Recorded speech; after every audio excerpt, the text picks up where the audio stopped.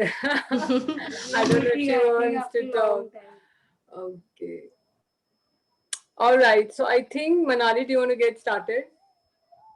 You're on the top of the hour. So, all right. So once again, welcome everybody to this hot afternoon.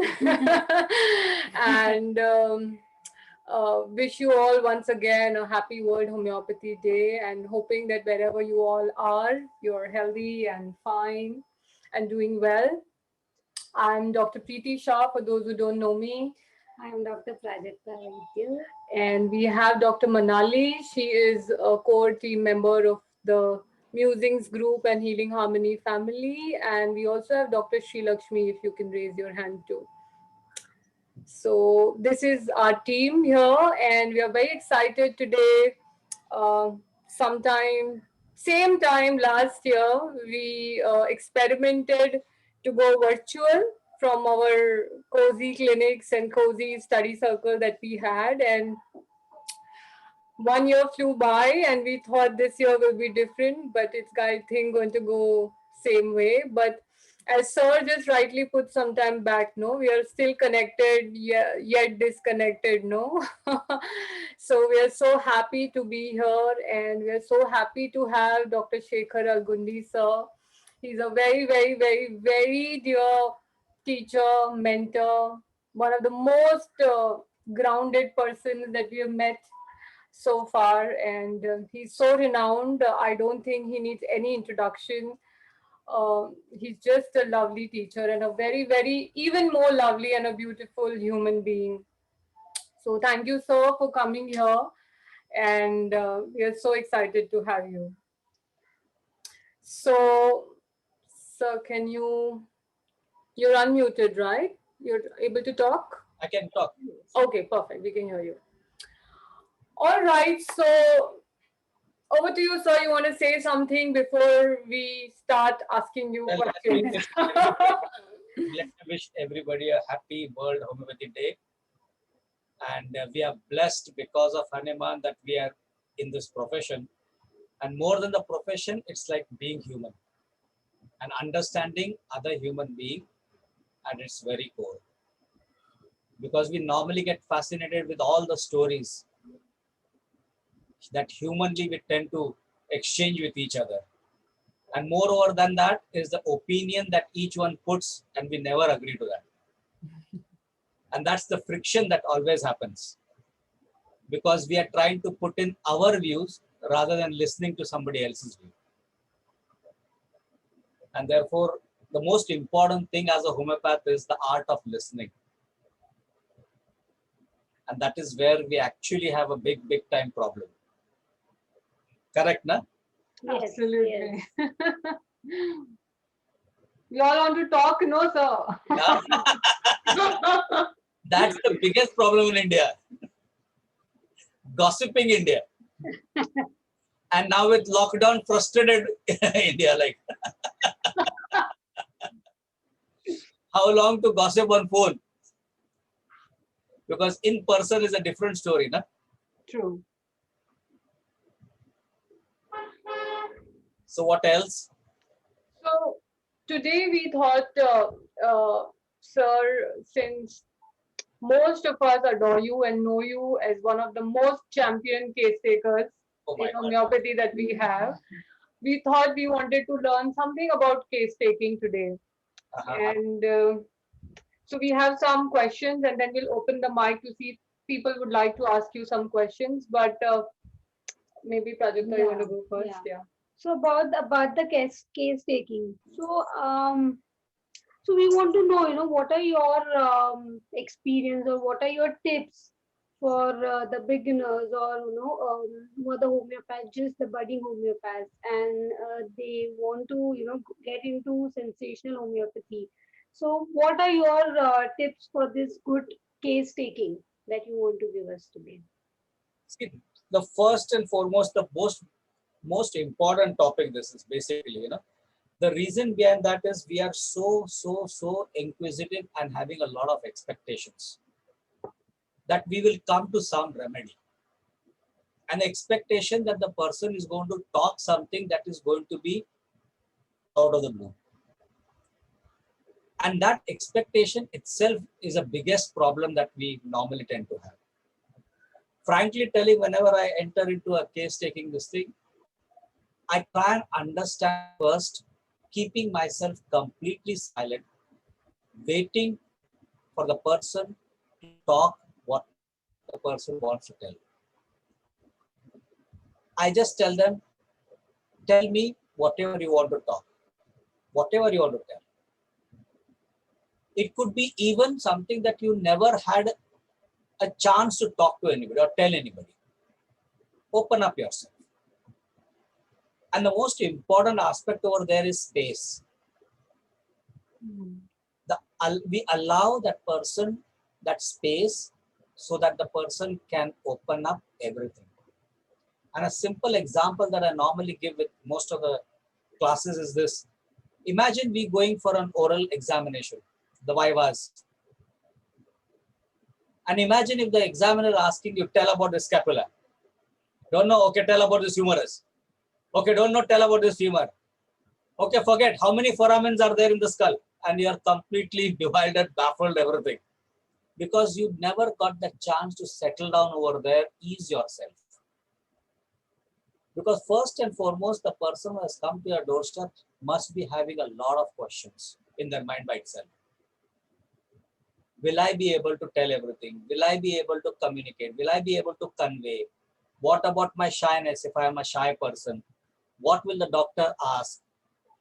You see, some of them, their blood pressure rises when they enter into a hospital or a clinic for no good reason.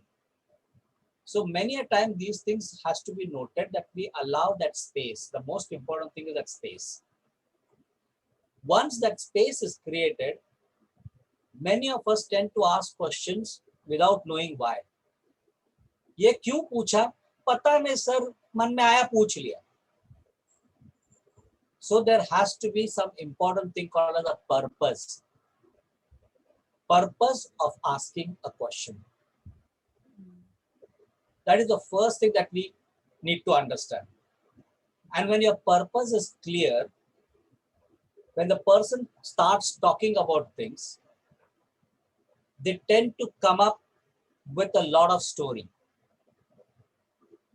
And that story with the right purpose of question opens up a lot of possibilities. Possibly the area is work, possibly the area is family, possibly the area is friend circle, whatever it could be. So there will be different areas which are the possibilities of that individual's problem. Right? So when we get into the possibilities, we then tend to put up a question, what of this actually bothers you the most? Or something like that. In that, what happens is when the possibilities is probed, you tend to get probabilities. Probably this or that. So it actually narrows down. The different areas of the person has spoken, it narrows down to maybe one or two. Probably this or probably that. Right? So you have the chance of enter into either both, or still further ask which one of this is the most. That is where the prospect comes up. The prospect is the one, this is the path of problem for this individual. Once you get the prospect, you understand that there is something that the whole story of that person lies. And once the prospect is clear, you will naturally see what happens to that individual, that there is a change in the pace. There is a change in their speed of talking. Their body language tends to drop down because the conscious starts to now slowly get lost. So there is a lot of pauses in between. The pace changes, the pitch, the volume of that individual changes. Gradually, this is the time when an individual who is asking the questions should also change their pace. Bring down that speed, cut down that volume. See that the question is now narrowed down to that particular area of which the problem is. And do not be in a fast hurry to ask the question, because that is where actually the will should be breaking. Once that pace is altered along with the pace of the person, there may be chances of the person trying to get through, trying to move out, because the will still plays a little bit of role. There, the whole idea comes is you need to be persistent in asking rather than changing the area. You need to believe the process. You need to believe in yourself that this is going to work. This is going to be the area where I'm not going to leave now. So persistence comes. In that persistence, don't repeat the question again and again. Take a pause. Wait for it to marinate into that individual. Wait for that person to actually get through that process of bypassing the will. And then suddenly you will see some peculiarity coming up. So this is the piece that I tend to understand. The purpose, the possibility, the probabilities, the prospect, the pace, persistence, pause, and peculiarity. I repeat, purpose, possibilities, probabilities, prospect, pace, persistence, pause, and peculiarity. So when this, When you say, yeah, sorry to interrupt. When you say purpose, it's the purpose of why you're asking that particular question as a case taker, right? correct. What is the reason? Why did you ask this? Was it needed? Was it not needed? Because sometimes there is a need for connecting word to be asked, meaning as in, so, then, what happened? Didn't understand. Could you repeat? Because sometimes while repeating, they change the sentence. And this makes the conversation a very casual one. Rather than framing the question as per medical terminology, homeopathic understanding. So tell me about this problem XYZ. You're making the person more conscious. The idea is inquisitive way of asking the question. So what happened? Like how in a college days, during the exam time, trying to find out from our friends how much they have studied. तेरा तो हो गया रहेगा, मेरा तो अभी तो चालू भी नहीं किया है, जबकि रात भर हम पढ़ के घस रहे हैं. But how we tend to tell in a way. So same way we have to do the same qualities we have to utilize in our cases also. It works much better. Rather than framing the full question where the person finds it difficult to understand what you're asking. So when you're putting it in this way, meaning, so as in what way, didn't understand, couldn't follow, could you please repeat? These things actually percolates down and it gives us idea about how casual the whole talk is. Any question? Yes.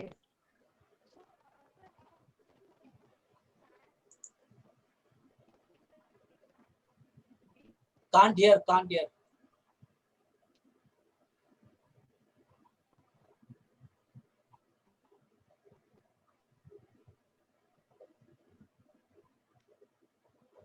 Y'all can hear me? Yes, sir. You're Now audible. I can hear. Yeah, now I can hear. Yeah, it's audible, sir. Ma'am, we can't hear you, Prajakta ma'am. Your network is a little itch. Your photo is also stuck. And you're on mute. So, good afternoon, sir. Good afternoon. We are very pleased to have you, sir. There are a few questions on the chat box till Yeah. ma'am joins. Dr. Ashok had actually asked, how do we deal with introverted persons who generally speak very less and don't talk much? So how are we supposed to go on with the case taking with such patients? In introverted people, normally I don't tend to ask them about their problems. Normally, we tend to ask them about casually what is happening in life. Right. Tend to take away from the actual problem or complaints or chief complaint, whatever it could be, Yes, sir.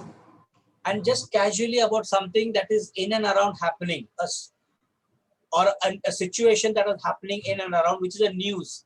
Like for example, what's pandemic now? What is your idea about it? Something like that. Yeah. So what happens is, people who are introvert, they normally tend to shun away to talk about themselves. And at times they tend to be much better in talking about something which is a casual news. Hmm. So the best way of entering into an introverted case is not to talk about themselves, but to talk about something in general. Right. How's life? Just a casual friend, how we meet a friend after a long time. So how's life? What's going on? What's going on in and around? So like that type of a general talk that we tend to do. Right. So are we audible now? Yeah. Yes, yes. Audible. Yes, ma'am. So, so how do we know that we are going in right track with all these questions? How the case taker should understand that? See, for this, the best thing I can tell you is every individual begins with their complaints pertaining to themselves. In the sense, I have a headache, I have eczema, I have thyroid problem. So it is, the story begins like I, me, my. And always remember, humanly, this I cannot be disturbed without the you. So the you can be either human you or a non-human you. Human you in the sense family, boss, friends, whatever it is. Non-human you, this thing you is the material, money, house, property, these type of things. Either of these you will disturb the I, right? So I tend to find out what is this you that is disturbing this I. I remains permanently the patient, the individual. This I story, what is happening? Who is the you that is bothering? And then slowly, gradually, then I tend to find out this person between the I and the you. So comes from the I, they start, and then it comes to in between they, them, those, you. It could be one person, it could be many persons. So they, them, those is the story that happens in the cases. Slowly, gradually, when you're probing into that thing, what is happening to this I? What is the you doing to the I? When you try and find out that understanding, you slowly see that in that story, there is something that comes up which doesn't make any sense to that particular topic, that particular area, that particular person that he's talking about or she's talking about. When you start probing there, you'll find everything slowly converts to it. It is something that is happening. It is something that is squeezing. It is something that is burning. It, it is nothing else but a substance. Grammatically, that is a substance. And for us, that substance is nothing else but the remedy. And you see that it, when it is expressed, it comes in the terms of action. It is squeezing, it is tightening, it is pulling, it is drawing, and all these actions are verb in terms of grammar. So when in the beginning, when it is connected to I, it is all about noun. I have eczema, I have psoriasis, I have hypertension. It's all noun. This noun, when it further percolates with the you, when it is happening, then there are all adjectives that start coming up. We normally tend to get very fascinated with the adjectives that are there. But if we see something beyond the adjectives, something that is stopping the movement, the vital forces action. When the vital forces verb action that gets stopped, it tends to end in a noun. That is the diseased vital force. That's where the verb of that person is stuck. For example, the motion ameliorates for rustucks. When that is a problem, then it's stuck to form stiffness. The expansion is the movement for cactaceae. When that gets stuck, then it boils down to constriction. So this is how we see the verb in a conversation. Pick up that verb and probe there.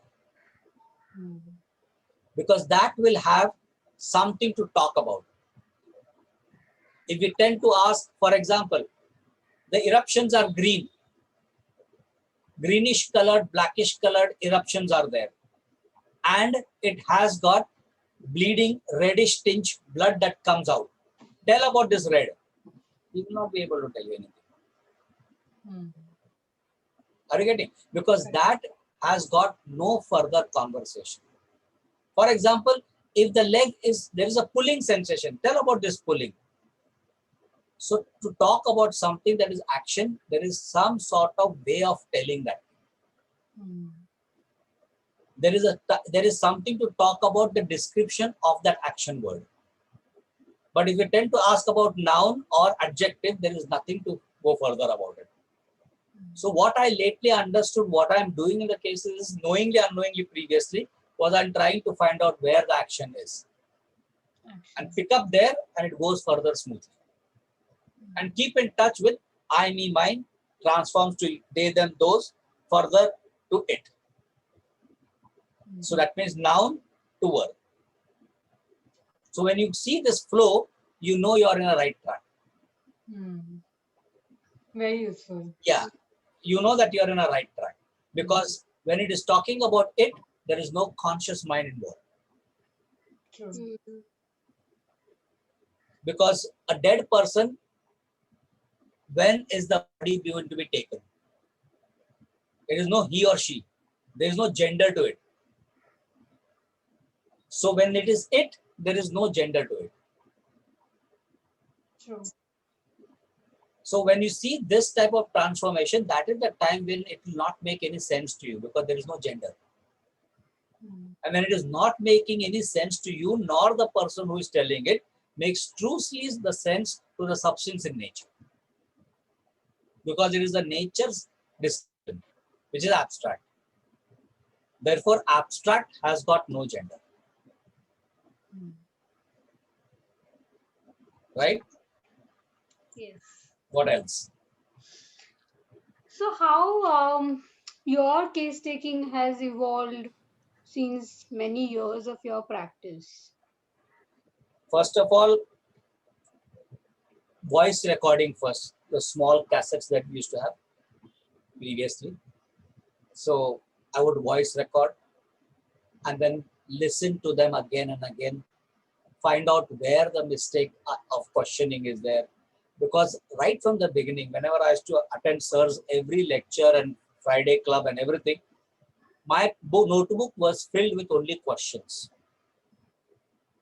I only would write the questions what is asked. And I would try to understand, because ultimately, if you want the other person to talk, your question should be able to be communicating. There needs to be a connection. And that is the best example that I normally tend to put it up in many of the lectures, even in workshop. If I have a budget of 10,000 rupees and I want to buy a mobile, so I would ask, what sort of mobile should I buy? Because I do not know much about it. So one would say this company, one would say that company, one would say this features, that features, this battery and all that thing. But nobody could ever say that the mobile should have proper connectivity. For whatever the model is, whatever the thing is. So the questions I would note is to have proper connection. Does it make sense to the person? Is it catering to what his likes are, what his talk are, what his interest is, what is his area? So my question should go according to his area, his likings, according to his space. And then you see how it generally connects. So my whole understanding throughout till now was how could I actually make the questions, modify the questions in a way that will be appealing to the patient? And slowly, steadily started making the questions smaller and smaller. Rather than, because what I understood is bigger the question loses the essence of what you want to ask. One. Second, makes the person keep on thinking, what was the question about? Are you getting? Yes. So in that you are losing the flavor. So when you make it very short, concise, and in a very casual manner, just slip it in. So yeah, what you're saying. Are you sure about it? Are you really? So you make the movement a little lighter, so that the person is not stressed that he has to answer into some interview. In that manner, I tried to make that, I put into that thing into practice. Somebody asked now about introverted. I sit besides them, not opposite to them. I sit besides them. So friend, what's happening? And they are also surprised. Are ye kya baiju mein baith gaya ekdam? Well, ultimately, you need to understand that person. It's not necessary that there has to be a table and a heap of books and I have a stethoscope around the neck and you sit across and tell me your problem. No. So the thing is, bring down your wavelength to the level of the person so that the person feels comfortable. This type of modification over a period of time has really paid off a lot. And most important is, slower you are, observant you are, better it is. Our pace and our rhythm shouldn't be fast. And most important is, you always have a chance to retake. So don't be under this idea that case liya to remedy aana hi chahiye. That's a lot of pressure. Because sometimes even your body language or your soul itself is not ready to do that work today. अरे आज नहीं लग मन कर रहा case लेने का. Okay, no problem. Assistant को बोल दो सीआरए करने के लिए, छोड़ दो, एसएल देके रख दो. Once in a while it happens like that. अरे यार आज कंटाला है, आज क्या केस लेने का. Okay, I wouldn't say no, नहीं आया, कंटाला है तो भी लो. It doesn't, because if your body rhythm is not appealing, you can't do it. So the aura that you give in should be appealing to the aura of the person in front. Very, very important. True. It's like falling in love. So you are matching everything. Na? Everything looks good. Everything looks beautiful. It's like love at first sight, divorce at first flight. No, very beautifully said. But it's very true. Yeah, what you say. Because that's the way how it has to be. Like, you need to be very okay. Everything that the person says, take it. True. And things will automatically fall in its own place. So we have tons of questions, but I would like to give opportunity to the questions that others have on the chat. Are you okay with that, sir? Yeah, no problem. Okay. So Dr. Rennie is asking, can you say something about how to transit from delusion to sensation? Very important question. That's the foggy road on which we tend to walk on. So I always give an idea about in a hill station on a good winter season, where there's a lot of fog and you're driving the car over there. अरे देखना right को ज़्यादा नहीं लेना, left को ज़्यादा नहीं लेना. So delusion at that level, many a times I tend to not understand what they're telling. So I just keep a neutral gear. Little bit more. Yeah, little bit more about that. So one of the patients said, it is from this A point to the B point. There are small compartments. It has to take its own course. And each compartment has to have an active role to play in this passive process. The process is passive. Each compartment has their own active role to play from A destination to reach the B destination. Now you are not understanding A to Z anything. What is active, what is passive? So I do not use the word active, passive, anything. I simply ask them little bit more to describe this. with an expression that you are understanding. Little bit more to describe this. So this is one other thing. Most importantly, this is what needs to be done. Because at the level of delusion, normally we try to make sense of what the person is trying to tell. That is the biggest mistake. Never try to make sense, because it is that person's delusion, that person's imagination. It cannot fit into our imagination by any means. Stay with that delusion, stay with that imagination, and just simply, like a blind man, keep probing. Simply go ahead, keep probing, and get into what exactly is the person's deluded state, where the person will give a proper image. Get into the experience of that image. But before the image, there is a bit of story that is there attached, and then the image comes up. Mm-hmm. That story itself is something that you can't understand logically. Don't try to make any sense. Very good. The more you tell me that, much better. Because that's the beautiful road where you are not understanding and you're slowly, gradually trying to understand. So you make a gentle move to ask and find out little bit more about this. They didn't follow, just describe this a little bit more. And then you see what happens. There is surely an image that drops in. Pick up that and get into the experience of that image. But sir, when the patient is at the delusion level, and when you ask, let's say, tell me more about it, it's quite possible that it will lead into yet another story, isn't it? It And can, if we have to bypass the story, what are the kind of questions, or what is the kind of... there you have to be, that's what the P comes in, persistent. No, just this. At the moment, let us complete with this. So whatever the will is dancing to take you to the different story is cut off. With a due respect to that person's will. Let us first complete this and then we'll go to that. No problem. We'll go to that in respect to that will.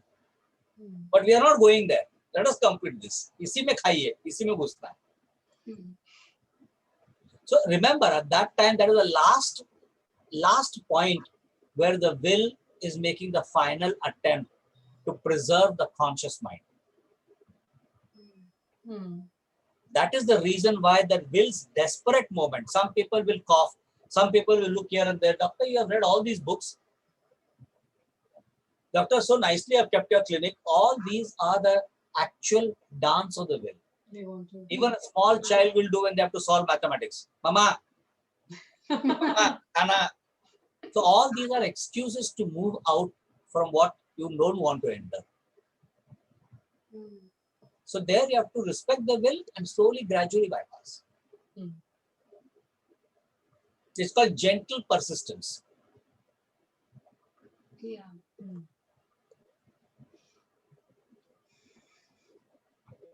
So Dr. Chaya is asking, many patients speak more of their physical complaints. So how to divert them to tell more about themselves, even if they speak more of their factual problems? So the best way to ask is, how does these factual problems actually bother you in your life? So what is happening with these factual problems to you in your day-to-day activities? What problem does it cause to you? What way does it affect you? So because they are telling about the physical problem, that means they are concerned more of their physical problems, which is actually a problem for them. This is the you. What I'm saying, the you is here for them. The factual problems of the physical complaints is the you. So the you, this complaint itself is bothering. That's why they're telling you all the factual problems of the physical complaint, which is bothering them. So pick up that. And then the another you will come. Because of this problem, you see, my spouse gets irritated. There the second you has come. Now this is the actual you. Are you getting? Yeah. Yes. This is the actual you. My spouse is getting irritated. So now connecting words. Sure. then what is the issue for you in that? The spouse getting irritated, how does it affect you? Then the story slowly diverts there, because from that day, them those what is happening to them, it comes over there.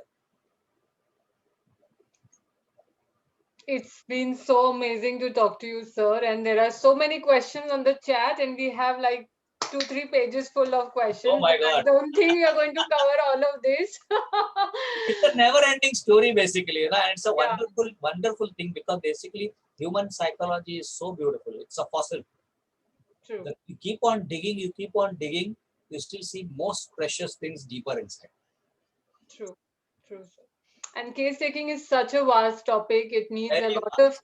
while a lot of people think it's theoretic, I think nothing more is practical than this in our day-to-day lives, isn't it? Many a time people ask me, so with all these things, still there are failures. I said, yes. When we have stayed with our spouse for so many years, we couldn't understand them. How can we understand a person in 1 hour's time? So True, failures are bound to be there. true. Yeah. Thank you so much, sir. Thanks It a was million. Thanks wonderful, a million to your wonderful talking to you. organization.